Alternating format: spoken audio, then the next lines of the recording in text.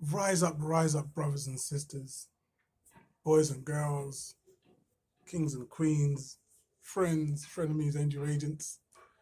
My name is Brother Marley. This is the Senegambia One channel, and I'd like to start off this video by apologizing.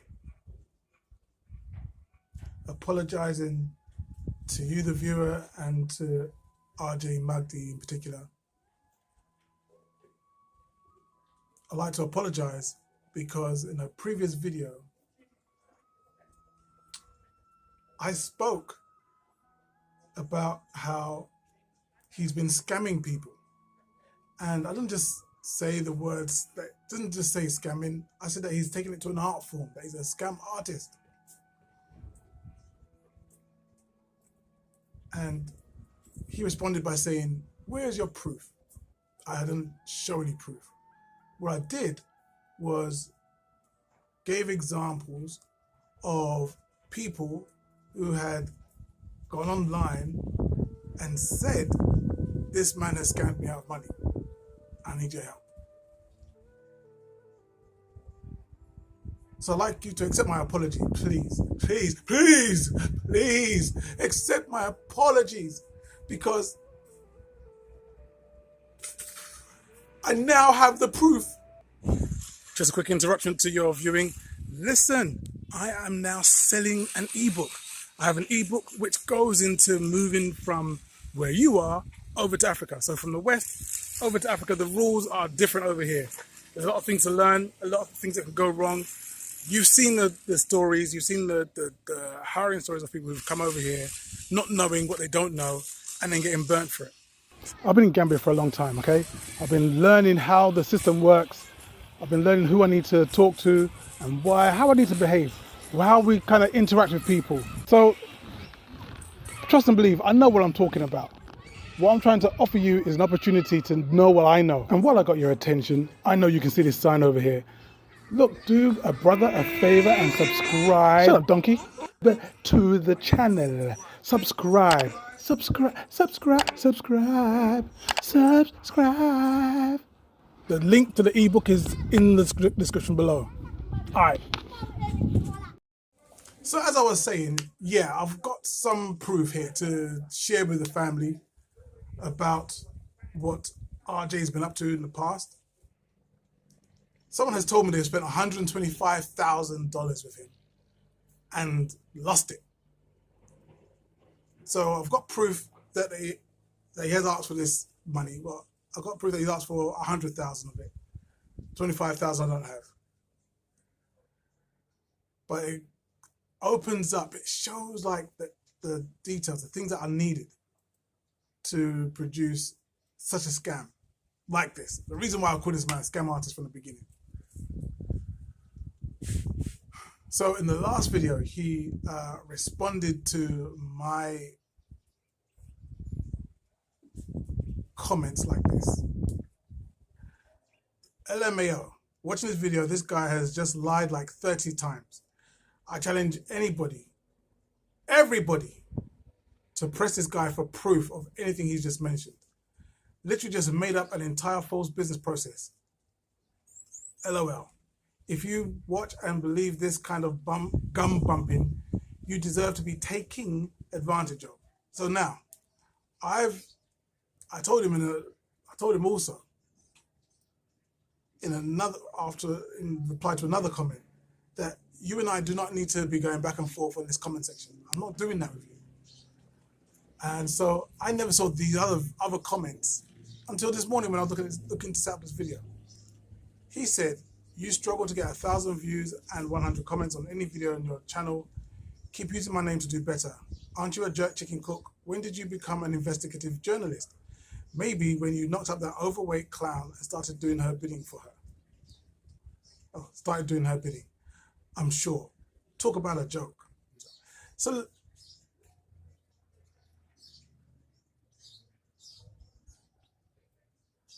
let me respond to those just quickly, because I think he underestimates the level of IDGAF that a 50-year-old black man has, like me. Look, I'm not sitting here worrying about you and what you have to say in your attempts to make me feel bad? And you can't talk about my lady being overweight. Talk about kettle calling the pot black. I mean, bro, have you seen you?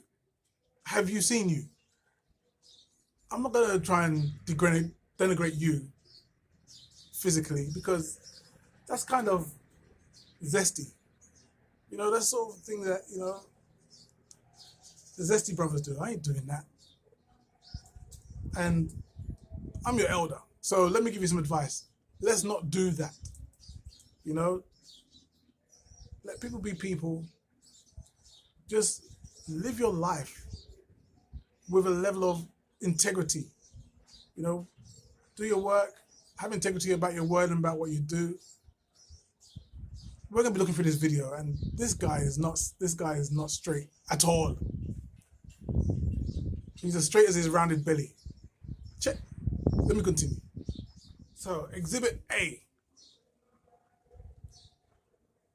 You know, he said that I was not giving any names or anything. I'm still not going to give any names, but he said that, you know, if anyone was to lose 30 to 60,000 plus of money in a scam from him, there'll be some case filed. Here is the case filed. Okay, so I just want to explain this to you now.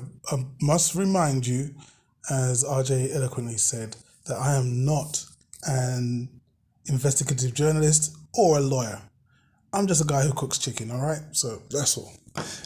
But you can see there that it was actually filed on the 17th of November last year. And we can see here to the right that he is named by his correct name. And secondly, also we can see who the lawyers are. And that this is a federal case, not a state one. In this section of the document, it's called the nature of suit. We see there's a plethora of reasons to sue somebody, but we're interested here on the right-hand side, number 470. Racketeer, influence, or corrupt organizations. Now, if you're not a lawyer like me, you don't know legalese. Racketeer, according to Wikipedia, means is a type of organized crime in which the perpetrator set up a coercive, fraudulent, extortionary, or otherwise illegal coordinated scheme or operation. So we have like a few words in the jerk chicken business that will explain that. You have jinal, you have kamuchin. In Wolof, we use sai, and in English, we use scammer.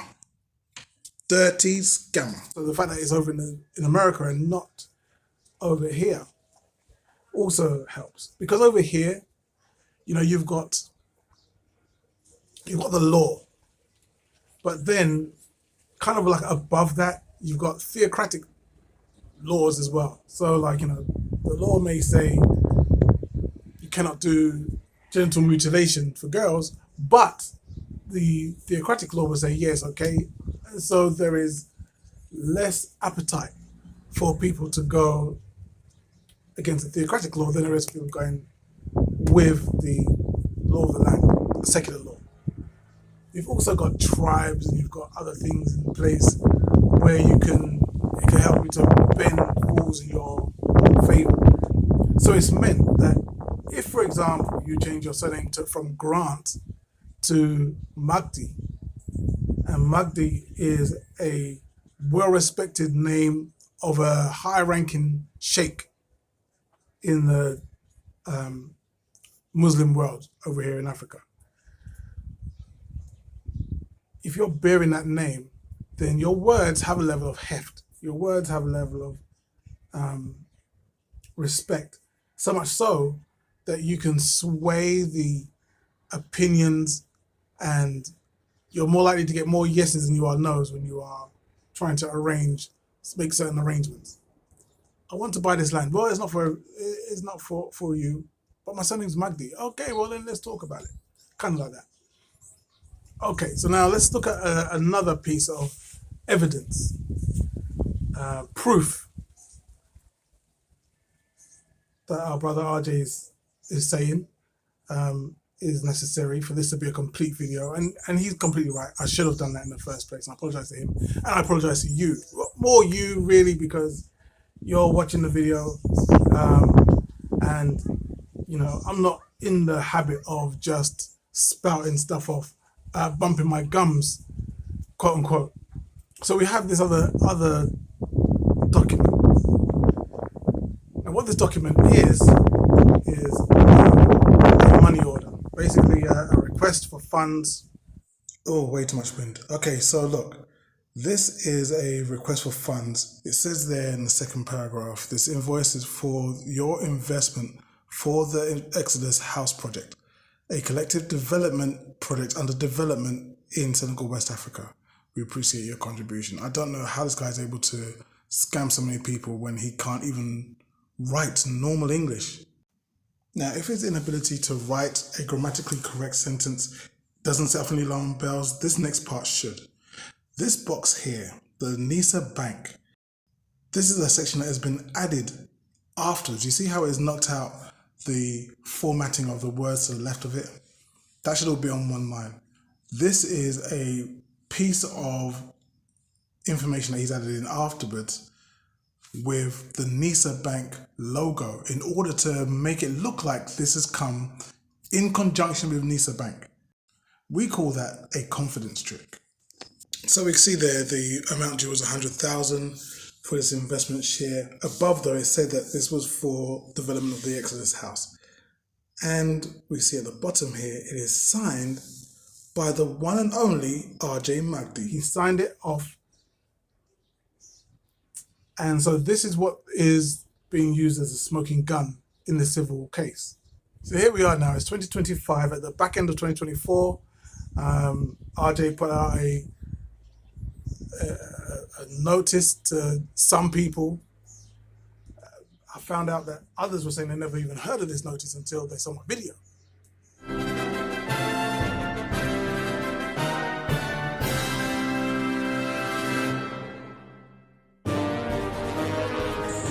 Good day, Exodus Club members. Today we set out on a journey to find peace in an environment that complements our cultural identity as African people. A place that has value, yet where we could also bring value as well. At the time, our journey was our own and we simply documented it for others, perhaps to find inspiration. With that opened an entire new world of attention and support. Whenever we were called to assist, we obliged. When we were invited to attend, we did so. Whenever our people needed a bridge, we were it. The Alkebulan City project was born out of that duty of service, a step towards creating and collectively developing a space of our own as returnees in Senegal, West Africa. Many of you came to our aid as soon as we announced our plans, stepping up to the plate and lending your time, energy and resources to see the project launched correctly. We made significant advances, brought on talented team members, signed major government and professional contracts, and laid out a 100-year plan to develop 2,500 acres of prime Sahelian real estate, the intended future home of more than 20,000 families. It is with disappointment that we announce that we are finally turning a page from this project and lending our focus elsewhere. The decision was made nearly,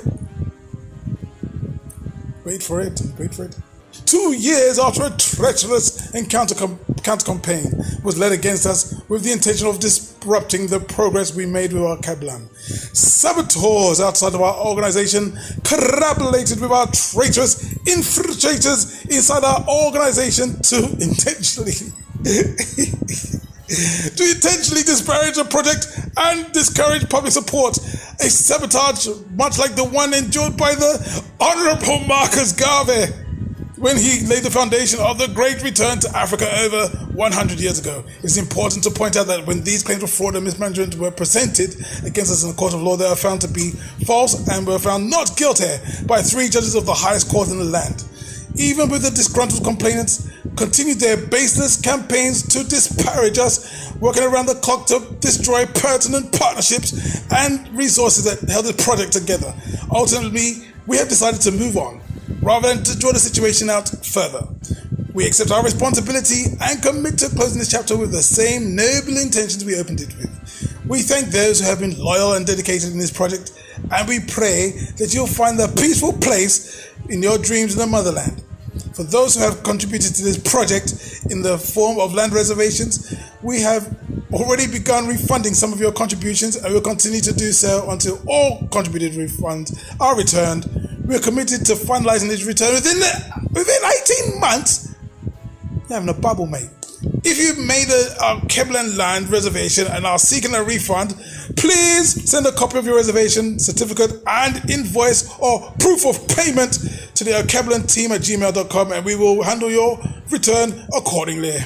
So he's closed down this hustle. He's gone. He's left the country. He's left our Keblan Development Fund. He's left the whole thing. Not a spade has been bought. There's not a hole dug in the ground. There's not a brick been laid. Like, nothing's been done. And these people's money is gone. Gone. Finished. One last thing I need to show you was this comment that he left on my video. So just towards the bottom there, after the word anything, it says, "I'm willing to bet 6 figures that you can't produce a single shred of evidence outside your tongue. Run me my 6 figures, man." So from that, I think you owe me money. Send it to me at my Cash App, all right? Send it to me at my Cash App at $. I don't accept stolen goods from Ginnels. Send it there, okay? All right, so look, that's the end of the video. This is your brother Mahdi. You look after yourself, look after each other, look after your money. Don't trust these camuchins. Don't trust these side sachets. Don't do that. Till next time, take care of yourself. Peace.